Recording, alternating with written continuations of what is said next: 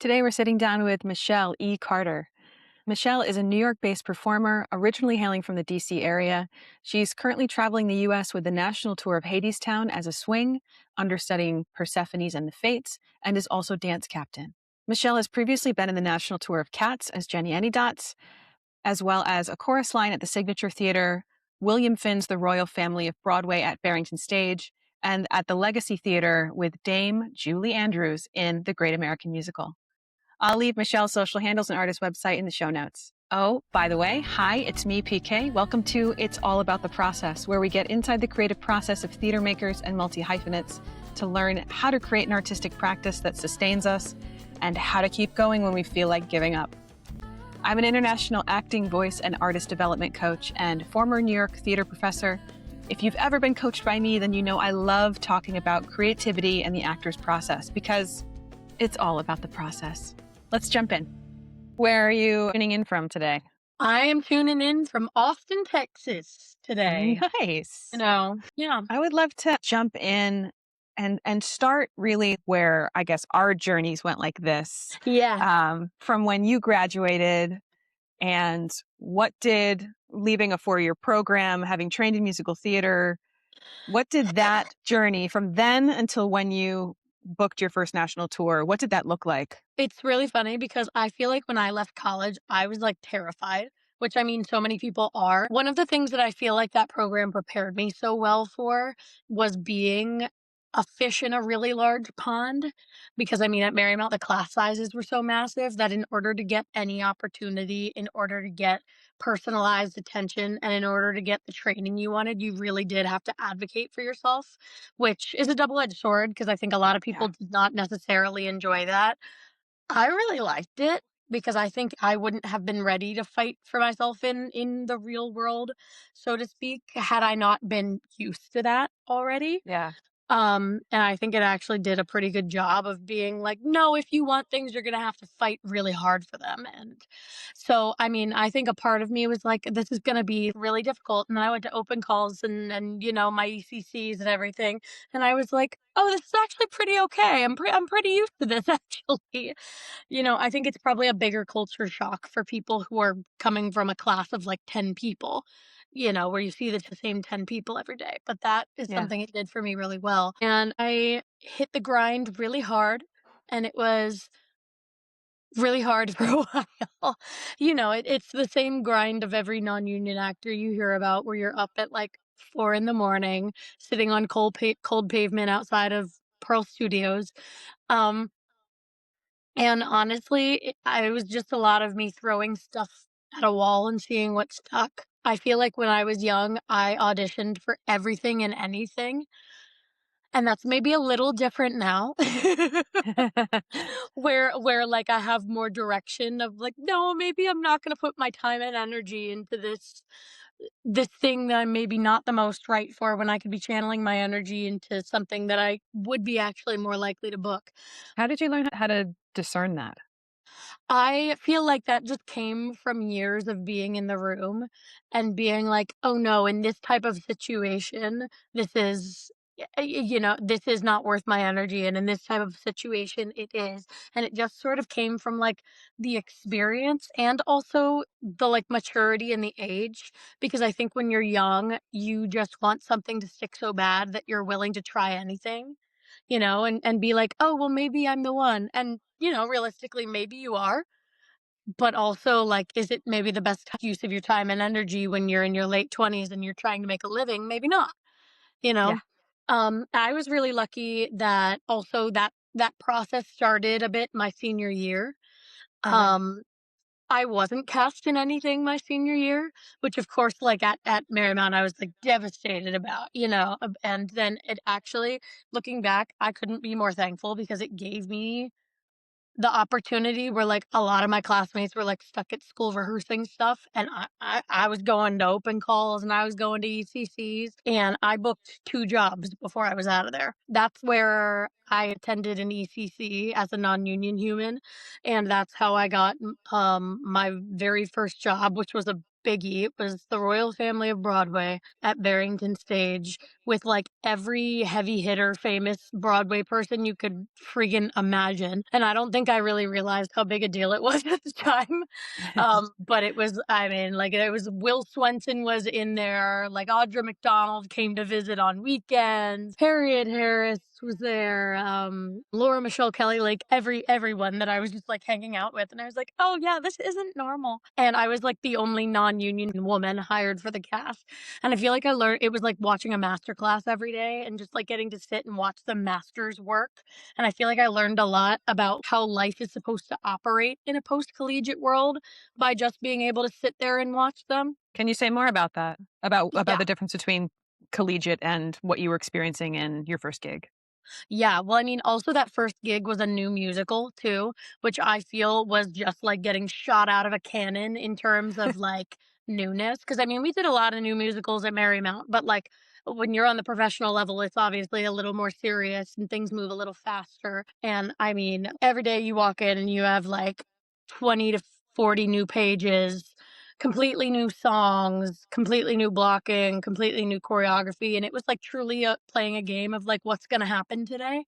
I mean, like, I remember one of our previews, we just, like, completely changed like, there was a song, and it was a William Finn musical before he passed. I believe it was his last, like, new musical before he passed, which I'm really thankful to have gotten to be a part of, and he just hated the lyrics for one song one day and just, like, same tune, same melody, made up new lyrics that we had to do in the show, like, 3 hours later. Like, stuff like that where you're like, "Oh, yeah, this is why I went to college for this, so I could do this." Um, and I mean, I think I just learned a lot about living as an actor and etiquette a lot too of how to conduct yourself in a room, how to come in prepared and like what you prepare and what you maybe leave until it's time to do the process itself. How to memorize things quickly, which I think I've always like had an affinity for memorizing things quickly, but really how to like hunker down and do what you got to do to make the show go on that night. And especially seeing how I mean as an ensemblist how it worked for me, but how the principals had entire songs added and then would just go on stage and just freaking do them and be like, "Whoa, you are a master, my dude." My god, that like, they were really the real deal. And also seeing, like, the back and forth of how they created and collaborated and communicated with the creative team. Because, when you're in college, there's this hierarchy there of like, "Oh, yeah, you're in a new musical, but that's your professor." So, seeing how that actually worked in, Totally. like, a creative space in the real world, I hate that term, but the real world, so to speak, was really cool and very, very Yeah. imperative to my learning process, I think. Was there anything that I mean, other than the kind of learning curve of going from collegiate to, a professional setting, were there things that you had to learn in terms of skills and in terms of, like, systems for yourself that you had to actually, like, build a practice or build a process for that you didn't learn in undergrad? I was so young, I feel like I was flying by the seat of my pants a bit, and I was luckily, like, in an ensemble where people would be like, "Okay, we need to practice. Let's go to this other room and do our stuff." And so I sort of, as the young person, got dragged along by the older ones, which was really good for me, I think, at the time. But honestly, I think it kind of instilled the fact of you're gonna put in extra hours outside of the theater, you're gonna pound it into your brain and you're gonna go on stage tonight, you're gonna do it and it's gonna be perfect. Like that sort of idea. I think it was the first time in my career that I was like, you're gonna do the work and you're gonna go on stage and you're gonna fulfill the job duties. I think that was the first time I was ever held responsible for material in that way. And chorus Gotcha. line was sort of another one. That time was another biggie where but I knew this time. I was like, okay, this one's a big deal and I know it this time. And I was more prepared Yeah. for that, and that was I had been an understudy before. I had been a swing once, but it was on a much shorter, much smaller scale, whereas this was being like a full-fledged swing and me being like, "Oh, no, it's like DC runs are long, you're gonna go on." And also it's chorus line, you're gonna go on, people's bodies fail them. Um And I Yeah. feel that like that is sort of where I learned my process because you have to. It's Chorus Line is trial by fire for anyone doing it. And I feel like the group of swings we had there, we were all sort of learning with each other, which was really lovely. But I feel like that's really where I honed the process. And I feel like I was asking questions to everyone who would answer them as to like, what process works for you? How does this work? How does this work? How do I do this? Okay, cool. And then again, just like throwing stuff at a wall and seeing what worked for me.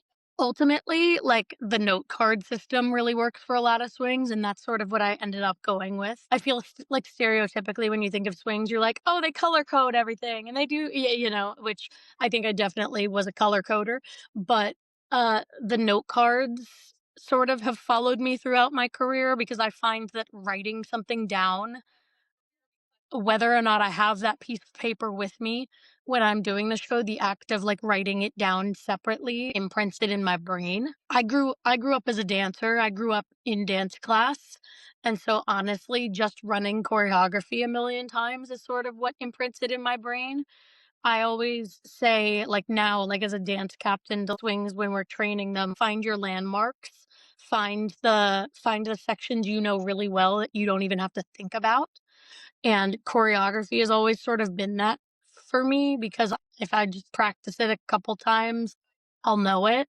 It imprints in my body really well. And that's sort of where I was like, oh, if it's choreography, I'm fine. If it's lines and vocals, that's where I really need to do my homework off stage. So if somebody doesn't understand like what you're referencing when you say like a note card process, it may sound very like obvious, but is there anything else that you want to share about what your note card process is for documenting, Oh, and the funny differentiating thing between roles as a swing? And the funny thing is, it's so not obvious because I feel like the stereotypical thing of swings is that a lot of them use note cards to have notes with them backstage. There is no stereotype beyond that of what is on those note cards. It is truly different for every single human who does it. You know what I mean? Because I feel like oftentimes people will Mhm. stereotype and be like, "Oh yeah, note cards." It is different for every single person who uses note cards. Even between me and the other identifying swing on Hades Town with me, they love to have the note card and then just like the bullet points of the track of the major things they need to remember, and they use like one singular note card.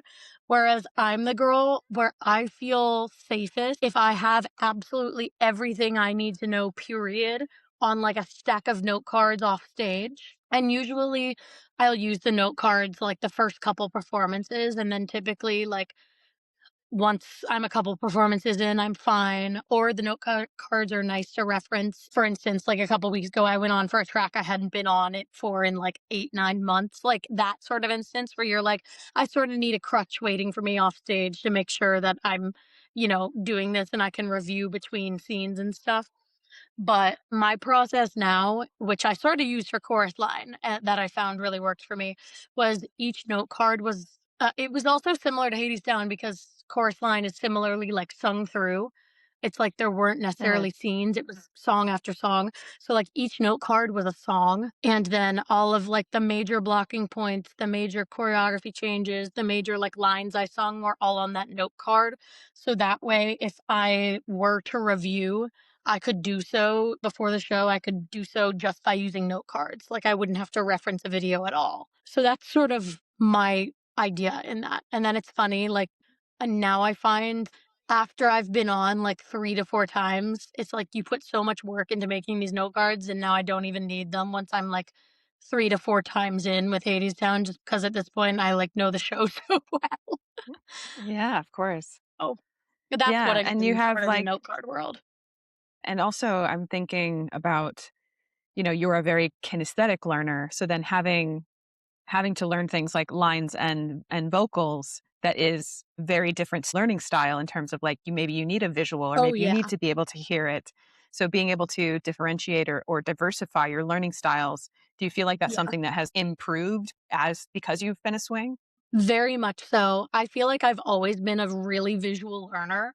And, like, obviously, I was primarily like only a dancer until I was like 20 years old. And so the way I learn was by looking in a mirror and watching someone demonstrate it in front of me and trying to like contort my body into the same shapes as them. And Yeah. so like when it came to memorizing lines and like vocals and being responsible for doing something completely different than the person next to me, that is not my sauce at all.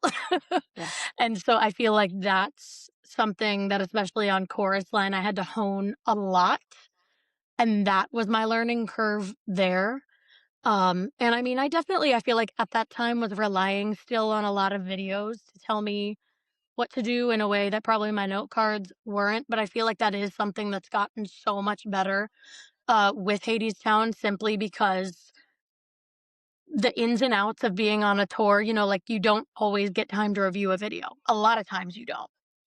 A lot of times, like you get that call and you get an hour or two, and with the sheer amount of volume of information you have to review, sometimes you just have to have your bullet points, bing, bang, boom, and then be done, and then go get into costume and makeup.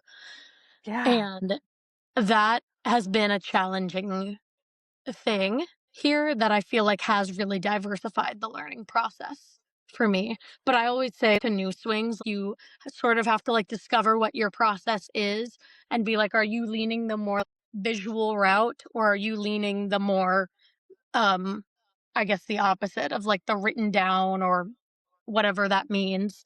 Because there definitely are multiple types of swings in that way. And you just sort of have to hone what's good for you. And Yeah. I feel like at this point I've sort of honed multiple ways because I've had to, because touring as a swing makes you have to. Is there anything that you want to share about what you think people typically misunderstand about being a swing? So there's a lot of misconceptions, especially even like within the theater community, within a cast. And I feel like that's drastically changed in a post-COVID world. But like I feel like some of them do still linger of, sometimes you walk into a process and the people you cover just think you want their job. I don't. Oh. Like in the same way, sort of like an understudy where people are like, "Oh, well, you're the understudy because you wanted the job outright and couldn't get it," or you're an understudy or a swing because you weren't good enough to play the part full time, and that sort of thing I think still lingers within the industry of like, no, actually, I was hired because I can do your job and I can do other jobs. That sort of thing, and it was like, "No, I was hired because I have a multitude of skills and a mindset that allows me to jump between them, but papa." Um, I think there's so many, that being a biggie, not just with audience, but even within the theater industry itself. It's definitely gotten a lot better since COVID because I think during COVID, we got to see swings being superstars on a really prominent stage for the first time. That sort of we all learned a lot about the ins and outs of the job and what it meant for the first time, and it sort of added a lot of value and highlighted that, and people got to learn a lot about it. But I mean, definitely some of it still lingers, and I think people also don't realize necessarily how much audience, at least, how much outside work goes into it. I was not an understudy or swing on my first tour with Cats. I went on stage, I did one job, and I went home every night and I watched Netflix. And like I was on the tour bus, I could do whatever I wanted, that sort of thing. And there's a lot of freedom in that. Whereas being a swing, a good 50% of my time, even if I've been on the show for years, like I have, is spent doing outside work because you have to keep your body maintained in a certain way to be able to jump into the show and do it every night. I mean, you're constantly even when you're solid and good with a show, you're constantly still running it in tandem backstage alongside it so that when you do go in, you're not the odd man out, you're not out of breath. It feels like second nature to you, the same way it feels like second nature to someone who does it 8 times a week, even though you do cover 9 tracks, or taking notes constantly, watching the show constantly. God, I've watched more Hadestown than any person should ever watch. And and and preparing tracks that I mean, especially as a dance captain and being expected to sort of go in for truly anything. Like today, I'm watching my phone blow up, and I'm like, oh, it's either me or the other femme swing co-dance captain. Who one of us is going to be going on for the tenor today? Maybe, and we don't know who. And that sort of thing where it's like, no, and I need to be that's maybe not something that's normal for a swing to be covering a sort of male identifying vocal part in that way, but you truly like I have to rehearse that backstage. Even though it's not typical for moments like this, where it's like, oh yeah, and I'd have 2 hours, and you know what? I'd get off this phone call and I'd be fine because I've practiced it, you know? Yeah. Is there a do you feel like you have an affinity for being a swing now? Like if you were to, when this tour ends and say you want to move on to something else, would you actually seek out being a swing because you're so adept at it now? Like do you get more I out of that than a single track? I don't know that I would particularly, like, seek it out. I think it depends on whatever they wanna give me, honestly, but it's a good tool to have in the tool belt because at the end of the day, I mean, not to sound harsh, but not everyone's good at it. You know what I Yeah. mean? And Yeah. that's sort of like and there are some people in this world in a similar vein who are like, "No, I love doing ensemble work. I don't wanna Right. sing big songs. I don't wanna stand center stage alone. That's scary. I wanna do ensemble work," or vice versa, and it's like, swinging is special because you can learn how to be a good ensemblist. You can learn how to be a good lead. You can get in a voice lesson. You can get in a dance lesson. But I think a lot of being a swing, like 50% is learned and how you hone your process and set yourself up for success. And the other 50% is like you have to be like just a certain type of person, I find. Um, because you have to, like, possess weird combating qualities to be a successful swing, where you have to have, like, the self-confidence to be able to walk on a stage and be like, "I've never done this role, and I'm the shit, and I can do it just as well as the 8 people around me." While also being able to have, like, the self-critiquing part of your brain on and be like, "I just screwed that up, and I need to hold myself accountable for being able to review it and drill it later so that this doesn't happen again and so that it's better the next time."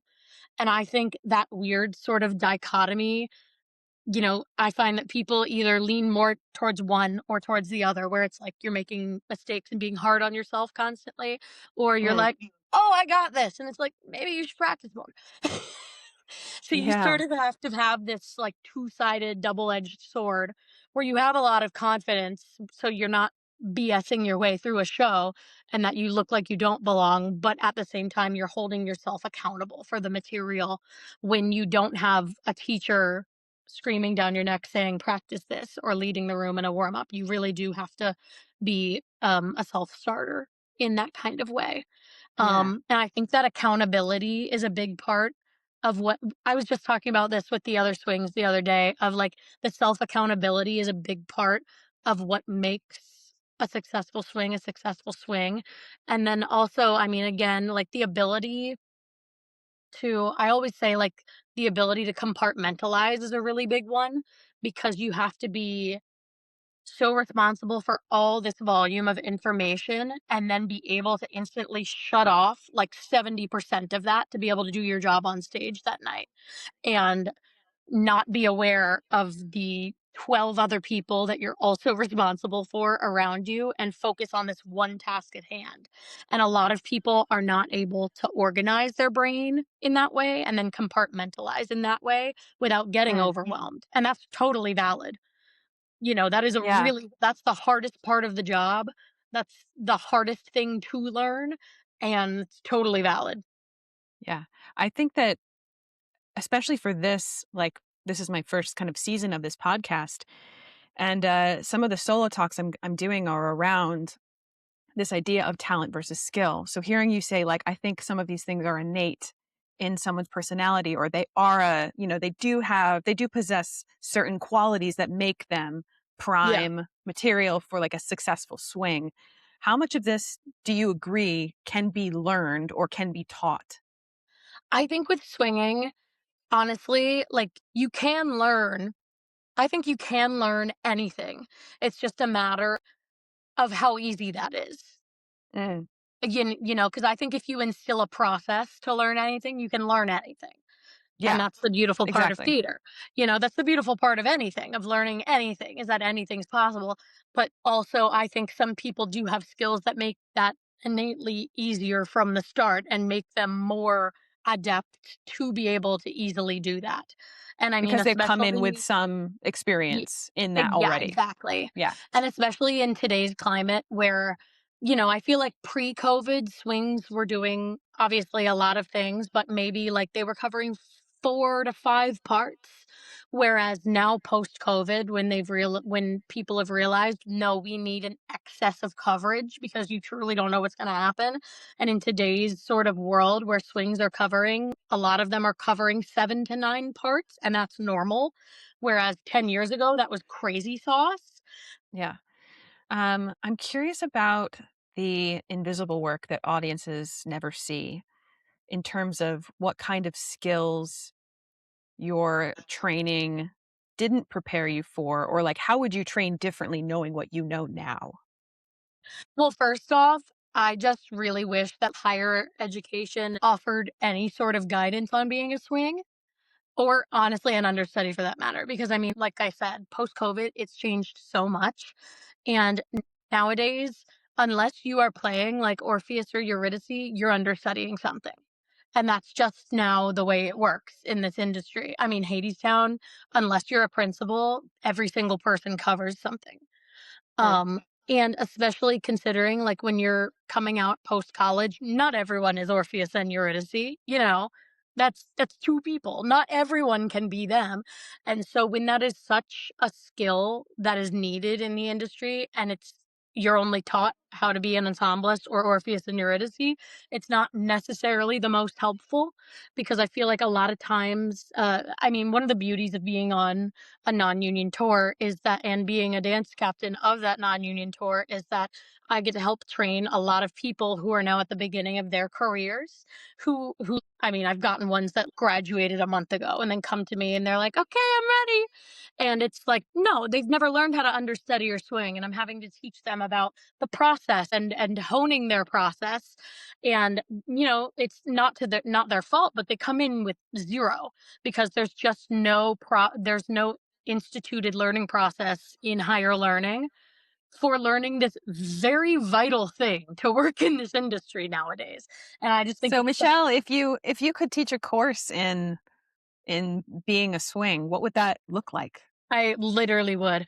Um, Like, it would be really cool to sort of explore all the different processes that exist and based on what kind of learner you are, sort of like how we were talking before, as to, like, Mhm. whether, like, the note-taking route is how you, keep information in your brain, whether it's, like, the visual route, whether it's the physical route of just doing it, and, like, what works better for people, and also how to, like, organize yourself off stage in terms of, like, your materials and all that kind of stuff. I think a lot of people, swinging is so daunting, they don't even know where to start, Yeah. and I was the same way, but it's really, once you just start exploring different processes and you learn what works for you, it is quite manageable. You just really have to learn what works for you. And it can be scary because it does vary so much person to person, and it varies so much about, like, your personal experience. Like, I did grow up as a dancer, so anything that's given to me physically, like, I can look in a mirror and be able to do it immediately and then, like, keep it in my muscle memory and replicate it, whereas I Mhm. know that's not how a lot of people operate. When you're in between shows, when you're not on tour, how are you training yourself, knowing what you know now? It's interesting because I feel like when I go to watch musicals, now I'm watching for, like, the fun, kooky things happening in the background because, like, in that sort of way of, like, I wanna see when the swing is on, and I wanna see what they're doing, and I wanna see their brain working, in real time, that sort Yeah. of thing. I feel like watching a lot of theater in that way sort of gets you prepared for that to be, "Oh, if I were a swing in this, in the way that they were, what would I be doing? And how would it differ from what I have done? What would I need to addend to my process to make that, attainable for me?" And also, I mean, I just personally try to expose myself to a lot of things, like, again, like the memorizing vocal and lines especially is sort of what I have the toughest time with. And so whenever I do get an audition that requires that of me, I try to make it like a game in that way of doing the process. Like it may be just an audition, it may be just a self tape, but honing the process in the same way for that. And I just take like a ton of dance class when I can, honestly, because the best way to practice being a swing is unfortunately by throwing so much information at yourself and expecting yourself to be responsible for it and not cave under the pressure. I think that's another big thing mentally that like swings struggle with is when you are responsible for so much, the mental game of it all, of feeling like you're enough in that way can be a lot. Yeah. Can you speak a little bit to how caring for your mental health and the mindset aspect of this plays into like how you work on these skills? Obviously, you've got craft skills, right, of Yeah. acting, voice and dance, and you've got professional development stuff as somebody who is in a leadership position and learning multiple tracks and memorization. But can you speak a little bit to the mindset stuff around like building self trust and Yeah. accountability and these kind of things? I know that it will obviously come with experience, but how do you personally, work on those things?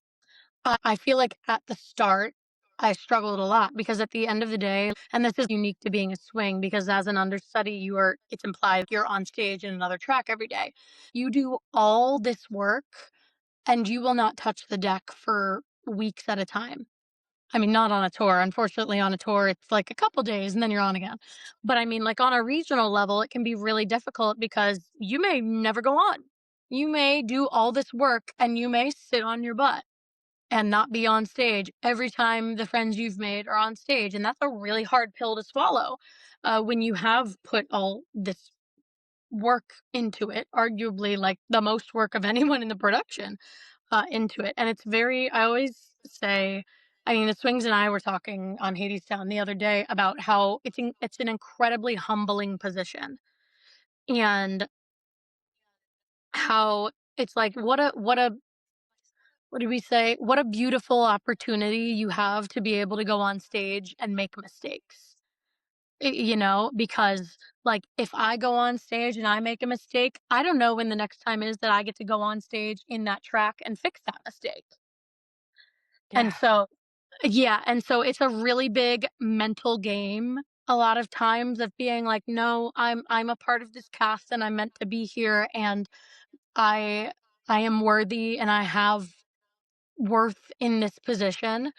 It's a really big mental battle, and again, then to be able, like I said before, to then feel that way when you're off stage and feel like, "Oh, maybe I'm not the most vital member here," and then be able to walk on stage when you are needed and be like, "I'm the shit. I'm just like you. I can do this 8 times a week, the same level you do." It's that sort of dichotomy. Yeah. Can you talk about a rejection or a setback that changed how you work? Oh, yeah, Hadestown itself, actually.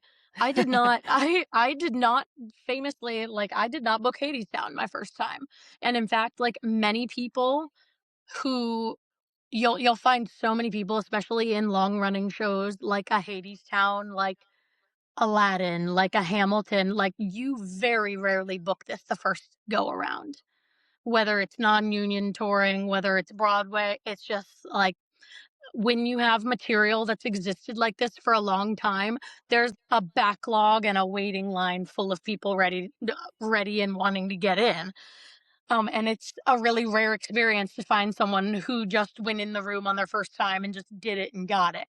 And so, like my first time with Hadestown, I auditioned. It was a swing track, but it was a very different swing track from what I'm in now. And they ended up hiring the track internally from people who Oh, already worked there in the company. And I feel like in my brain, not only did I not realize that that was even an option, because I was like, "What do you mean? I'm you cut everyone else. What do you mean? I'm the last one standing. You're supposed to hire me."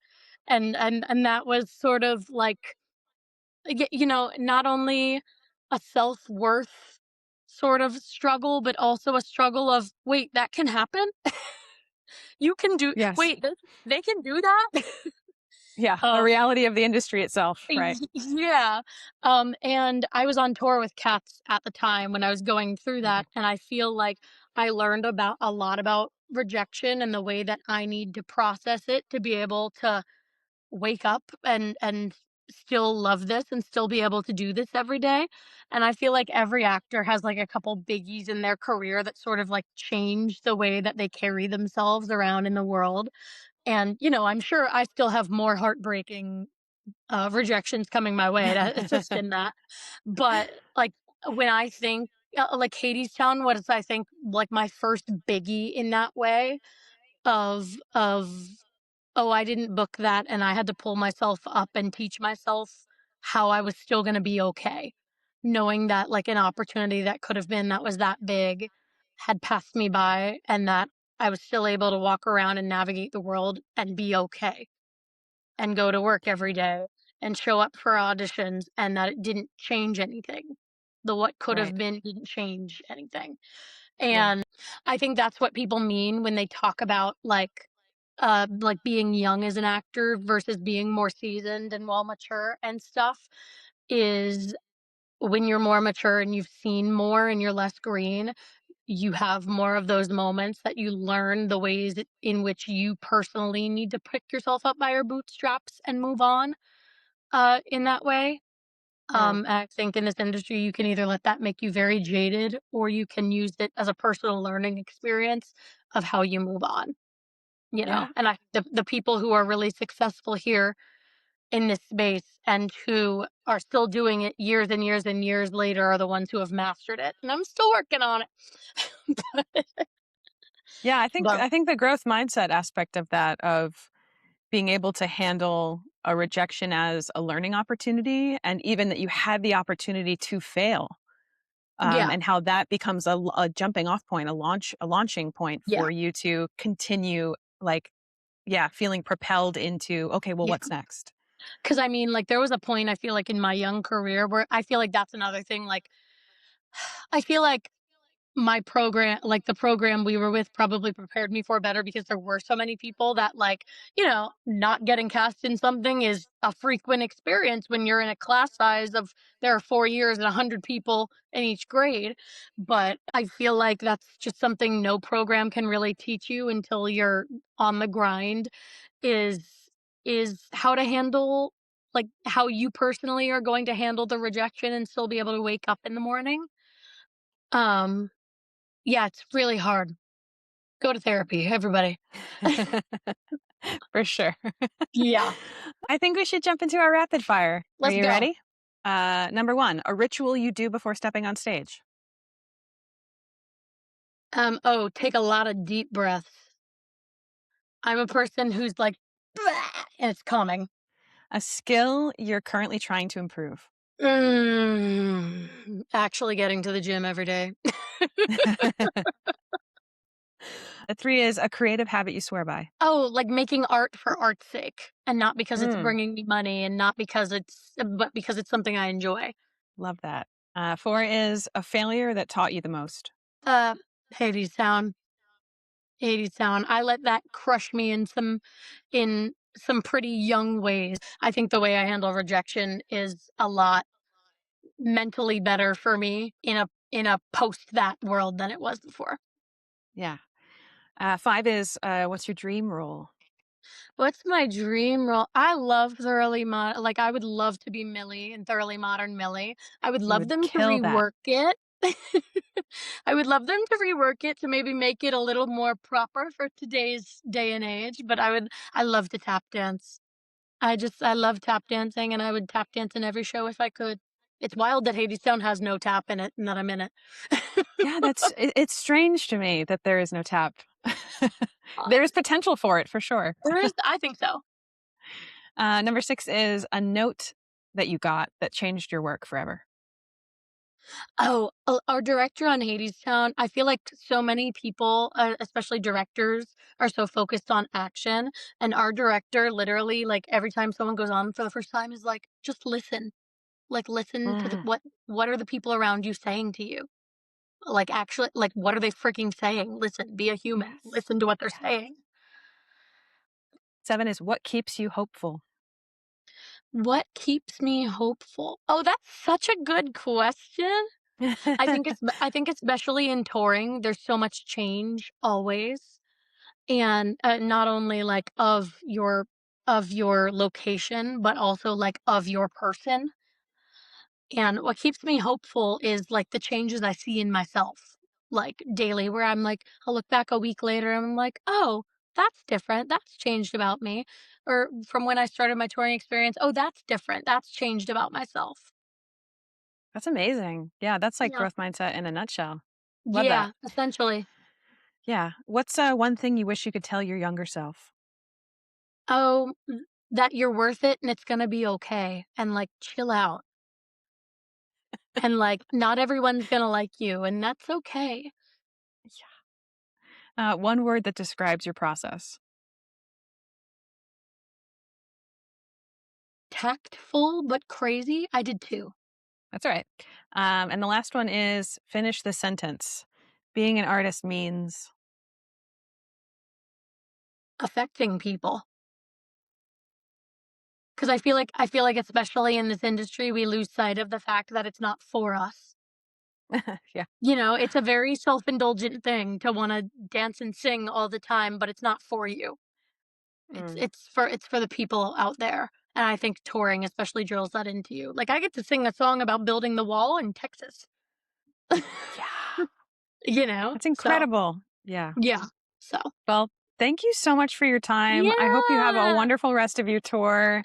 I Thank really appreciate ya. you taking the time to come hang out with me and answer some questions. Yeah, this was rad. I'm happy we did this. Yeah, so good to see you. You too.